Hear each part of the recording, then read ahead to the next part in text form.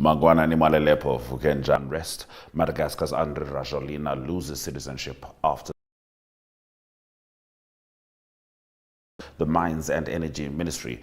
We explore the continent's aging leaders, Uganda-born Zohran Mamdani's rise in New York politics, and the toll of surging fuel prices.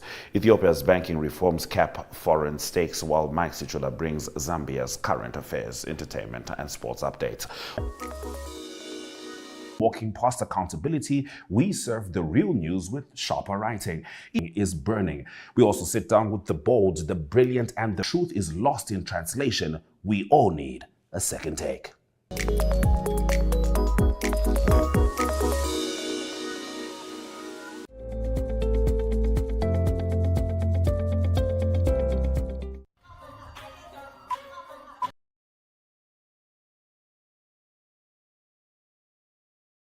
Opposition figures arrested amid rising political tensions.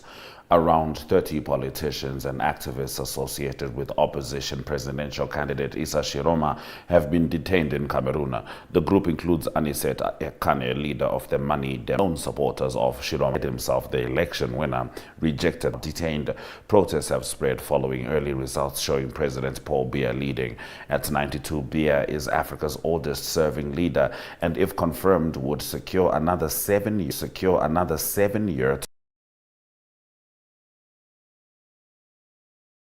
to cause. The Constitutional Council is expected to announce the final results soon. Cities including Yaoundé and ready for Rajoelina. The new government led by Prime Minister Rajoelina invoked a law revoking Malagasy nationality from citizens holding foreign citizenship. Rajoelina secretly obtained French citizenship 10 years ago, a matter that nearly disqualified protests over inflation and power shortages. The army under Colonel Michael Rajoelina took control of the government. Rajoelina fled and claimed his life was in danger. The youth-led movement Gen Z Mada had been at the forefront of demonstrations criticizing government repression. Randrea Energy following the dismissal of Natangwe Itete from his ministerial role. The presidency stated that the decision was taken under Article 32 subsection 6 of the Constitution to ensure continuity and effective coordination in the vital resource sector. No specific reason was given for Itete's removal, although it was appointed earlier this year with as the global interest in Namibia's green and resource sectors grows.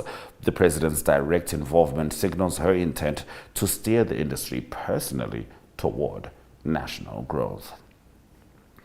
Now, in Africa, elderly president aged 82 could soon secure another 7-year term, while Ouattara's fourth-term campaign has triggered protests. In Malawi, 85-year-old Peter Mutharika has returned to politics, and in Togo, 86-year-old Jean-Lucien Savide Tove recently assumed office under a new constitution. Equatorial Guinea's Teodoro Obiang, aged 80, Congo's Adele Sassou Nguesso, also 81, Liberia's Joseph Boakai, 80, Algeria's Abdel Majid Tebboune, 79, Djibouti's Omar Goulé, 77, and Nigeria's Bola Tinubu, 73. Median ages across these countries range between 17 and 26. The generational contrast between youthful citizens and age has pledged to openly embrace his Muslim identity amid what he described as racist and baseless attacks from political rivals. Speaking outside, it's time to stand firm. To be Muslim in New York is to expect indignity, he said, adding that tolerance of that indignity defines.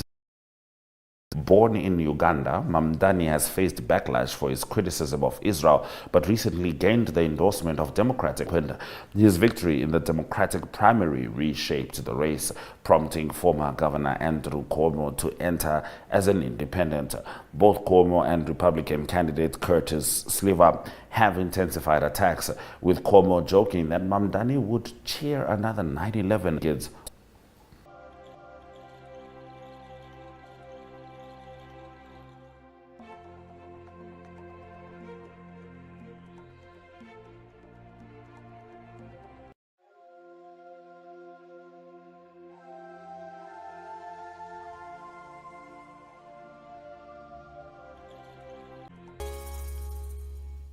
Mornings just got better, Namibia. From the latest headlines to the hottest trends. Mornings just got better, Namibia. From the latest headlines to the hottest trends, we're bringing you the conversations that matter. That's right. Bright minds, bold opinions, and a touch of morning magic. This is your daily dose of energy. So grab a cup and join in on the conversation. Issues such as corruption, high living costs and tribalism and unemployment was abruptly called off at 21 hours due to a program clash at the OYD. Demands sober reflection and responsible voices. He stated that leadership engage citizens, students, faith leaders, and professionals in ownership, but about principles, discipline, and public office equity in leadership, but about principles, discipline, and public office equity in economic growth and unity under law. And this is quite interesting because he is still one of the lawyers for the Lungu family. The currently is the show where we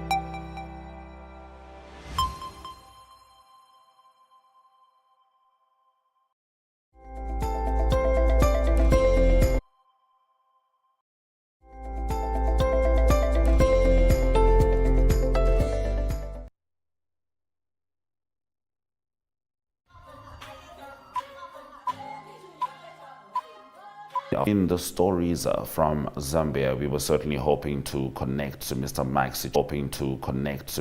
Sichula, but that was not possible. We go across Africa, but that was not possible. We go across Africa. Pounds per litre, while petrol prices have reached up to 21 pounds. Nigeria faces a similar situation with petrol approaching 1,000 naira per litre, despite reported reserves of over 300. Seychelles now has the highest fuel costs, surpassing Morocco. The persistent rise now has the highest fuel costs, surpassing Morocco. The persistent rise in fuel prices highlights the vulnerability of African economies. Foreign investors may own up to 7%, corporate entities up to 10%, and strategic investors, such as major banks or investment funds up to 40%. The central bank said the goal is to attract investment while maintaining domestic control. The directive follows the banking business proclaimed foreign capital partnerships and technological innovation within Ethiopia's financial system.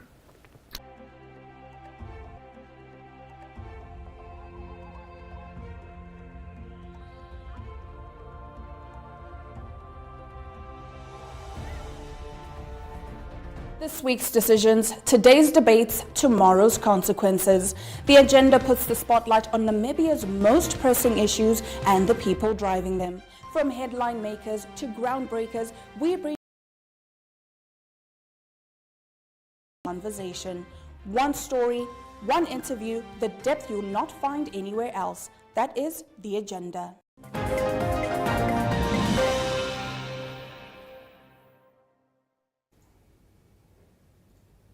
Well, in-depth community stories, economic updates, sports highlights, and your daily weather forecast. Join us every weekday from 7:30 p.m. to 8 p.m. on DSTV channel 285 and GOTV channel 25. With Africa, good morning throughout the broadcast. It's absolutely been a pleasure